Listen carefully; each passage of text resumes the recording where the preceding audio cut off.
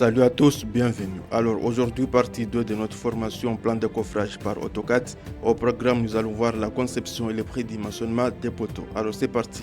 Donc avant de commencer cette conception, j'aimerais bien déjà faire apparaître les traits au niveau des axes comme ça. Donc moi je vais sélectionner un axe au hasard comme ça et puis je vais entrer au niveau de sélectionner similaire.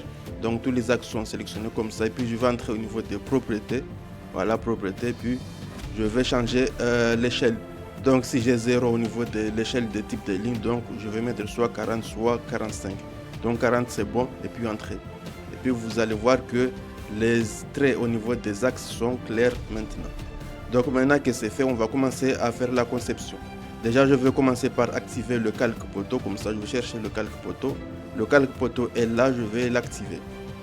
Donc moi je vais prendre l'outil rectangle, je vais tracer un poteau. Donc si je vous rappelle que j'ai des murs de 15 plus enduit, ça fait 18. Moi je vais choisir des poteaux de 15 x 15. Donc moi je vais tracer comme ça et puis je vais choisir côte comme ça et puis je vais taper les valeurs 15, entrée et puis 15. Ça c'est bon. Donc moi je vais sélectionner déjà le poteau comme ça et puis je vais entrer au niveau des couleurs comme ça. Je vais demander à AutoCAD que je vais utiliser le calque pour les poteaux. Donc maintenant qu'on a fait ça, on doit commencer à disposer les poteaux. Alors comment disposer les poteaux? Parce que ici je vous rappelle qu'on est dans la phase conception, il faut déjà disposer tous les poteaux avant de faire le prédimensionnement. Donc c'est à partir de la conception qu'on va faire qu'on peut se permettre de prédimensionner les poteaux. Pour la disposition des poteaux, il y a des critères à respecter. On ne dispose pas les poteaux comme on le souhaite, mais il faut respecter certains critères. Alors premier critère qu'il faut toujours respecter, il faut savoir que le poteau doit de préférence être situé à l'intersection soit des poutres ou des murs et près des coins des bâtiments afin d'éliminer les moments parasites.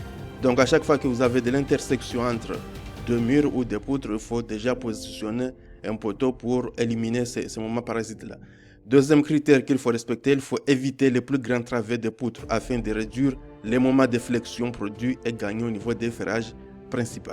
Donc aussi, et dernier critère, éviter la plus grande distance entre axes des poteaux.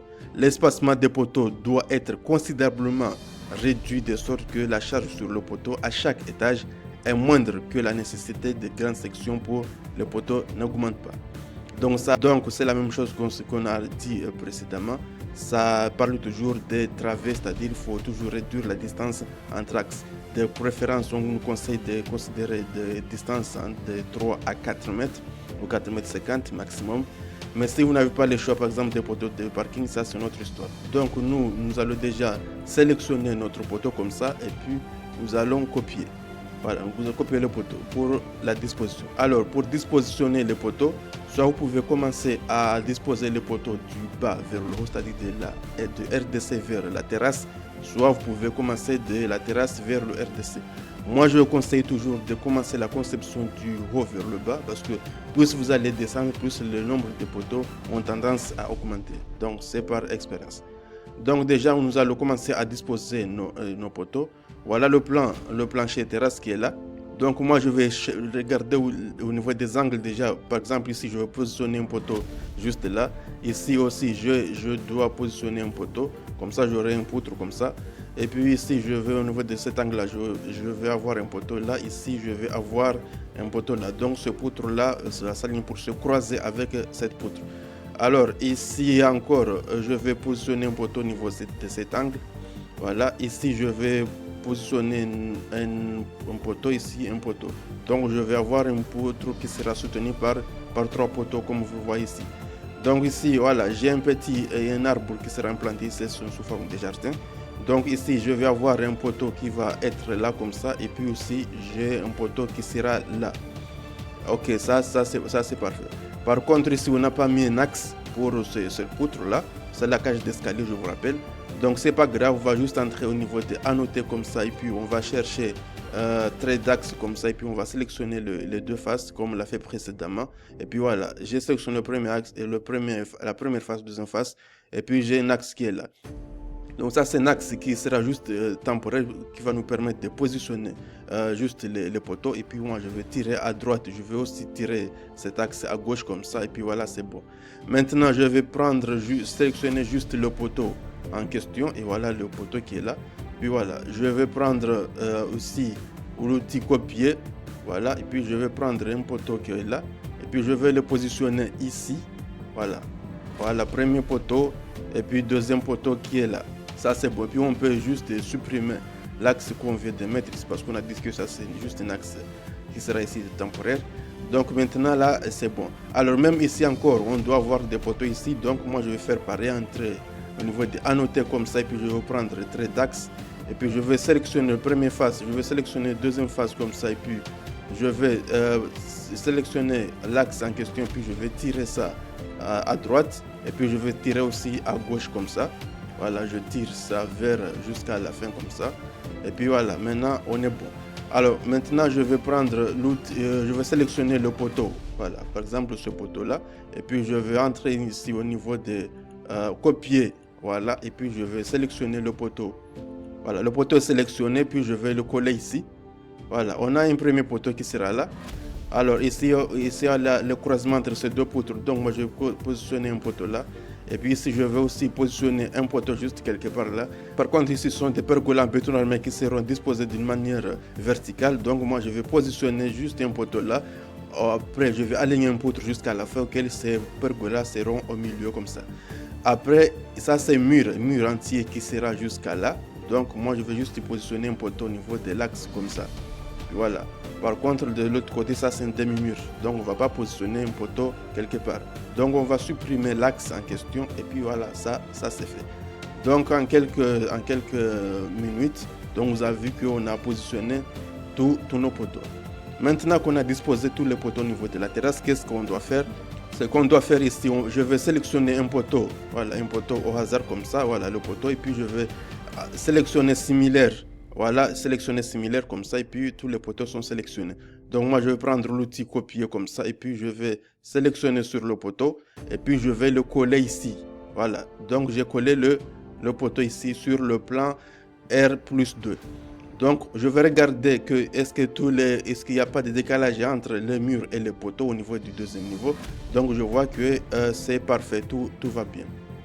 Alors, ici, vous voyez bien qu'il y a un poteau qui traîne juste au milieu du salon comme ça. Ne vous inquiétez pas, on va juste aligner un poutre à grande retombée ici auquel ce poutre-là va soutenir ce poteau. Donc, ça sera un poteau naissant. Et ce poteau-là sera utilisé uniquement au niveau de la terrasse. Ce n'est pas un poteau qui va descendre jusqu'au niveau des fondations. Donc, on va ajouter quelques poteaux parce que je vous ai dit que plus on descend, plus les poteaux vont augmenter. Donc, ici, par exemple, il y a un croisement entre les murs ici parce que ça c'est un patio. Donc moi je vais positionner juste un poteau comme ça là. Donc je vais cliquer sélectionner le poteau, et puis je prends copier, et puis je vais le coller quelque part là. Donc voilà, ça c'est bon. Et puis ici encore, voilà, je vais positionner un poteau là. Voilà, parce que voilà, il y a un poteau qui sera là. Et puis je vais positionner un poteau qui sera là. Donc ici, pour la conception des poutres, je vais aligner un poutre depuis le début jusqu'à la fin comme ça. Et puis voilà, on va mettre des dalles pleines comme ça. Et puis je pense que c'est bon. Ici, voilà, je vais aussi mettre un poteau quelque part. Donc je peux prendre juste ce poteau, voilà, copier. Voilà, je prends copier comme ça. Et puis je vais le positionner quelque part là. Voilà. Donc ça c'est parfait. Maintenant, vous voyez bien que tous les poteaux sont disposés au niveau du deuxième niveau. Donc moi, je vais juste sélectionner un poteau au hasard comme ça. Et puis, bouton droit, sélectionner similaire. Comme ça, c'est bon. Tous les poteaux sont sélectionnés. À l'exception de ce poteau-là, je ne vais pas amener ce poteau au niveau du premier niveau. Donc moi, je vais désélectionner ce poteau.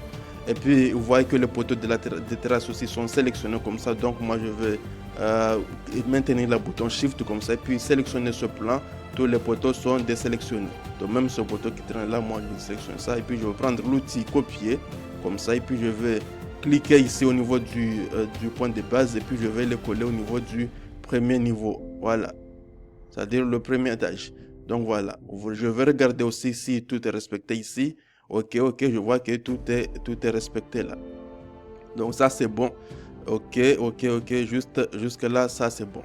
Alors, je vais faire pareil aussi à ce stade-là. Je vais sélectionner tous les poteaux ici. Voilà, je prends ce poteau-là. Je vais prendre sélectionner similaire comme ça. Et puis, c'est bon. Et puis, moi, je vais désélectionner tous les autres poteaux. Voilà. Même ces trois-là, bon, moi, je vais désélectionner ça. Et puis, je vais prendre copier comme ça. Je vais prendre le point de base ici au niveau du premier étage et puis je vais le coller ici. Ça c'est bon au niveau du RDC. Donc tous les poteaux vont descendre jusqu'au niveau du RDC. Donc si je vais faire quelques manipulations pour regarder là, déjà voilà, déjà ce fenêtre là, je pense qu'on va le décaler un tout pour que ce poteau là reste là. Ici on a les 3 poteaux, ok, il n'y a pas de souci. Pour la cage d'escalier, ça c'est bon, ça respecte. Ici aussi c'est bon, il n'y a pas de souci. Là encore, on va arranger ça pour mettre une poudre pour soutenir ce poteau que vous voyez là. Ça c'est parfait. Ok, c'est bon. Par contre, là, ce qu'on voit là, on va mettre un poteau là. Donc ce poteau là, ça va rester juste au niveau du RDC. Donc ça va pas monter jusqu'en haut parce que on n'en a pas besoin. Donc moi je vais sélectionner, copier et puis je vais coller le poteau en question. Je vous rappelle que ce poteau là va partir jusqu'au niveau de fondation, mais ça reste uniquement ici. Donc on a vu qu'on a placé, on a disposé tous nos poteaux. Il n'y a pas de problème à ce stade-là. Donc les poteaux que vous voyez là, on peut les sélectionner et puis supprimer. Donc on a tous les poteaux comme ça. Après avoir fini de disposer tous les poteaux, maintenant on peut passer à la phase prédimensionnement. Alors je vous ai préparé ce PDF, ça traite le prédimensionnement des éléments en bétonnière. Mais si vous voulez ce PDF, vous allez juste m'écrire votre email en commentaire et puis je vous envoie ça. Donc nous on commence dans le cas des poteaux isolés. Alors il faut savoir que le prédimensionnement dépend du type d'appui. Si vous avez un appui encastré, un appui articulé, c'est pas la même chose. Par exemple, si j'ai un encastré à l'extrémité et libre à l'autre, longueur de l'enflamement égale à 2 fois L0. L0 c'est la longueur totale de la barre, LF c'est la longueur des flambements. Alors, il faut savoir que le poteau subit un flambement si la charge appliquée est supérieure à la charge critique. Dans ce cas-là, le poteau risque de rupture des flambements. Ici, on nous dit que articulation aux extrémités, donc le déformement égale à L0. Si vous avez un encastré en extrémité et articulé de l'autre côté, longueur de déformement égale à 0,7 fois L0. Donc maintenant, on va passer au niveau des poteaux dans le cas des bâtiments à étage. On nous dit que si le poteau est soit encastré dans un massif de fondation, soit assemblé à des poutres de plancher avec la même raideur que lui, longueur de déformement égale à 0,7 L0. Dans les autres cas, il faut juste considérer la longueur de déformement égale à L0. Alors, on nous dit aussi que la largeur minimum d'un poteau est identique à celle imposée pour une poutre. C'est-à-dire quoi? C'est-à-dire que si vous avez une poutre de base de 15, il faut prévoir un poteau de largeur de 15. Si vous avez une poutre de 20, il faut prévoir un poteau de 20 pour ne pas avoir de débordement. Si vous avez le choix. Dans le cas où vous n'avez pas le choix, c'est une autre histoire.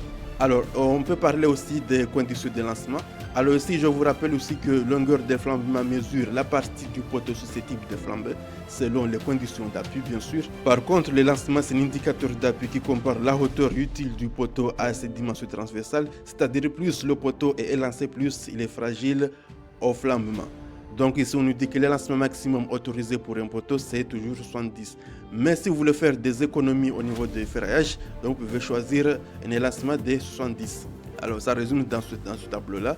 Mais ce qui est plus intéressant, c'est au niveau des vérifications de la capacité portante du poteau. Alors contrairement au voile, il est obligatoire pour le prédimensionnement d'un poteau de vérifier que sa section soit suffisante pour reprendre l'effort normal ultime. NU, c'est l'effort normal ultime. Cet effort-là, on l'obtient à partir de la descente des charges. Alors ici, on nous dit que la section théorique des aciers doit être supérieure ou égale à NU sur alpha. Alpha, c'est quoi? Alpha, c'est un coefficient fonction de lancement mécanique. Et BR, c'est la section réduite du béton fois FC22 sur 0,9 fois gamma MB. Gamma MB, c'est la contrainte du béton fois gamma S. Gamma S, c'est la contrainte de l'acier sur l'élasticité de l'acier. Alors, on ne va pas entrer dans les démonstrations de tout ça, mais ce qui est essentiel à retenir, c'est savoir que la section de votre poteau calculé doit toujours être supérieure ou égale à 0,6 à 0,8 fois NU. NU, c'est la charge obtenue à partir de la descente des charges. Donc, après avoir vu tout ça, on va aller au niveau d'un fichier Excel là pour démontrer tout ça. Alors, ça, c'est un fichier Excel pour faire la descente des charges. Donc, ici, je peux faire la descente des charges isolée, c'est-à-dire la descente des charges au niveau du plancher haut RTC, la descente des charges au niveau du plancher haut étage, la descente des charges au plancher terrasse. Donc, pour commencer au niveau des planchers haut RTC, j'ai déjà le périmètre zone afférente, j'ai la surface d'influence, j'ai la charge du plancher, j'ai la charge sur poteau état limite ultime, état limite des services. Donc on va commencer par remplir ce tableau là. Donc ici j'ai permis au niveau des périmètres à zone afférente, j'ai quoi? J'ai LX et LY. Si je regarde bien au niveau du LX et LY, c'est quoi? LX, c'est-à-dire c'est la distance entre l'axe de ce poteau et l'axe du poteau qui est à droite. Entre l'axe de ce poteau et l'axe qui est à gauche, c'est-à-dire pour prendre LX, c'est-à-dire ça sera la moitié entre le poteau à gauche et ce poteau-là, entre la moitié le poteau qui est à droite et ce poteau-là. Donc je vais diviser par 2 pour avoir la LX. LY c'est pareil, je vais prendre la moitié entre ce poteau-là et l'autre poteau qui est au bout. Donc ça sera LY. Donc ce sont ces deux dimensions-là qui vont définir la surface d'influence. Donc moi je vais retourner ici au niveau de ce fichier Excel là. Donc ici moi j'ai rempli LX et LY. Ici quand je remplis ces valeurs là, automatiquement il me calcule la surface. Alors au niveau du plancher G c'est quoi? Au niveau du plancher, il faut juste faire un petit prédimensionnement pour dimensionner les dalles. On va revenir sur ça la prochaine séance. Donc ici, je vais mettre la valeur de la charge G. Ici, je vais vous montrer ça déjà. Donc ici, j'ai tous les planchers ici que j'ai déjà calculé les différentes charges. Par exemple, si moi j'ai une dalle de 20 plus 4 ou j'ai 20 plus 5 ou j'ai 16 plus 8, j'ai déjà calculé tout ça. Donc si je veux juste prendre la valeur qui correspond à la dalle que j'ai prédimensionnée pour mettre au niveau de la descente des charges. Donc ici j'ai mis quoi? J'ai 520. 520 ici c'est une dalle de 16 plus 8 que j'ai considéré. Donc Q c'est quoi? Q c'est la charge d'exploitation. Donc on sait déjà la charge d'exploitation pour un étage courant ou RDC 150 Newton par mètre carré. Donc à partir de là je peux calculer la charge du poteau à l'état limite ultime et à l'état limite des services. Donc ça c'était au niveau du pH RDC. Maintenant on va descendre au niveau du pH étage courant. Étage courant c'est la même chose, on va faire LX et LY et puis on va calculer la surface d'influence et puis on va mettre la charge. Donc ici au niveau de l'étage courant j'ai mis une dalle de 20 plus 4, voilà. Et puis la charge d'exploitation 150 et puis voilà, j'ai calculé ça. Au niveau du plancher bas c'est la même chose, j'ai fait le même démarche et puis j'ai trouvé ça. Au niveau de la terrasse, il n'y en a pas parce que mon poteau que j'ai considéré là, si vous regardez bien au niveau du plan de coffrage, ce poteau là que je considère ne va pas continuer jusqu'à la terrasse, ça s'arrête au niveau du deuxième niveau. Alors, après avoir fait tout ça, qu'est-ce qu'on doit faire? On va faire ce qu'on appelle une descente des charges cumulée. C'est-à-dire, on va cumuler toutes les charges depuis au niveau supérieur jusqu'à le plancher bas. Donc, je vais augmenter ça pour que vous puissiez bien voir. Donc, ok, c'est parfait. Donc, au niveau de la descente des charges cumulées, j'ai déjà le P1 que je considère. Descente des charges uniquement plancher haut terrasse, j'ai 0 parce que je vous dis que le poteau ne continue pas jusqu'au niveau de la terrasse. Descente des charges uniquement au niveau de l'étage et le plancher étage courant. Donc j'ai copié les valeurs que j'ai calculées au niveau de la descente des charges du plancher courant, je les ai mis ici, état limite ultime, état limite de service. Pour le plancher RDC, j'ai mis les valeurs là, voilà c'est bon. Pour les planchers bas, j'ai mis aussi les valeurs qui sont là. Alors après avoir fait ça, on va calculer la descente des charges au niveau du plancher bas, c'est-à-dire parce que si vous faites la descente des charges, c'est pour avoir la charge au niveau du plancher bas, c'est pas le plancher haut, c'est le plancher bas RTC. Je peux aussi obtenir la descente des charges au niveau du plancher haut si je veux, c'est-à-dire RTC, ainsi de suite, jusqu'à si je veux avoir la descente des charges au niveau du plancher haut étage courant, je peux faire la même chose. Maintenant, on va passer à la phase prédimensionnement pour les poteaux. Alors, on va entrer au niveau de cette feuille. Donc ici j'ai le poteau P1, NU c'est la charge que j'ai calculée ici à partir de la descente des charges, c'est-à-dire au niveau des planchers bas. FC28 ici 25, alors contrainte du béton ici c'est 0,6 fois FC28 qui me donne 15 mégapascal ici. Alors la section de mon poteau ici c'est quoi? C'est NU fois 10 exposé en moins 5 parce que je dois convertir cette valeur là qui est en décanewton par méganewton sur contrainte du béton ici, qui me donne 0,03. Alors à partir de ça, je peux déjà déterminer la valeur A de mon poteau. Alors la valeur A, ça sera quoi? Ça sera la racine carrée de la section ici, qui me donne 0,19. Donc moi, je dois adapter à une valeur de A. Donc c'est-à-dire, je dois imposer. Donc moi, j'ai déjà des murs de 15 que je prévois. Donc je impose une valeur de 0,15. Si j'impose une valeur de 0,15, donc je dois calculer la valeur de B pour que je tombe sur cette section. Donc si j'impose une valeur de 0,15, c'est-à-dire il me faut des valeurs de 0,20 pour avoir cette section qui est égale à un poteau de 15 fois 20. C'est ça comment prédimensionner un poteau à partir de ce fichier. Alors ce fichier Excel là aussi, si vous le voulez, vous allez juste m'écrire en commentaire et puis je vais vous envoyer ça. Alors après avoir fait tout ça, on va juste retourner au niveau de AutoCAD. Donc on va juste changer les sections qu'on a mis ici pour avoir des sections de 15 x 20 bien sûr. Alors pour ce faire, moi je vais juste sélectionner ce poteau que vous voyez là et puis je vais prendre l'outil copier et puis je vais le coller quelque part là. Par exemple ici, ça c'est bon. Et puis je vais juste sélectionner le poteau et puis je vais juste augmenter la section, parce que j'ai 15 x 15, je vais juste augmenter 5 cm comme ça et puis j'ai un poteau de 15 x 20. Alors je peux vérifier ça, hein. Je prends juste la cotation et puis je vérifie sur le 2 points. Maintenant j'ai un poteau de 15 x 20. Maintenant après avoir fait ça, je dois augmenter l'épaisseur.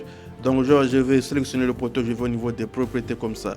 L'épaisseur du poteau, moi je vais choisir, par exemple, je choisis 40. Et puis voilà, j'ai un poteau de 15 x 20 comme ça. Après avoir augmenté l'épaisseur, qu'est-ce que je peux faire? Je peux mettre des hachures. Alors moi je vais juste écrire sur le clavier comme ça, hachure. Voilà, hachure, ça c'est bon. Et puis entrer. Puis moi j'ai la possibilité de mettre une hachure à l'intérieur de ma section. Donc j'ai mis une hachure comme ça. Puis voilà, cette hachure là, ça ne me plaît pas. C'est bon, c'est pas grave. Je vais juste sélectionner le hachure comme ça. Et puis je vais partir au niveau du motif comme ça, comme vous le voyez. Puis je vais choisir par exemple ce motif là. C'est bon. Mais je ne vais pas garder la couleur de ce motif. Donc je vais choisir couleur blanche. Voilà, ça c'est bon. Ça me paraît normal.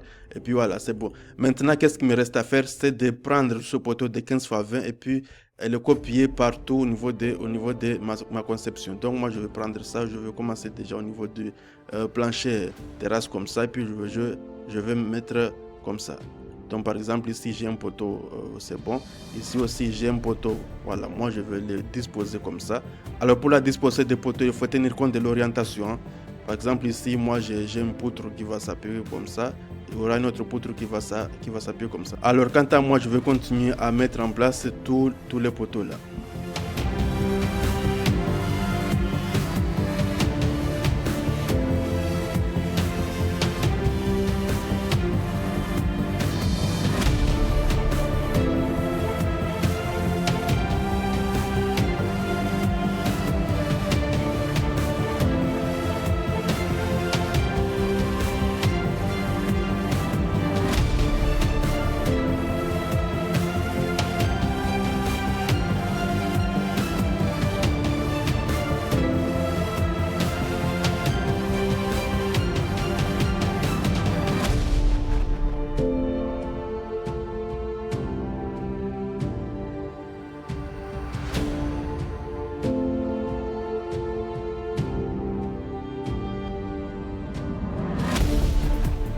Alors, on a fini de dispositionner tous nos poteaux comme ça, comme vous le voyez, avec les vraies sections qu'on a prédimensionnées depuis le RTC ici jusqu'à premier étage. Voilà, vous voyez, jusqu'aux terrasses.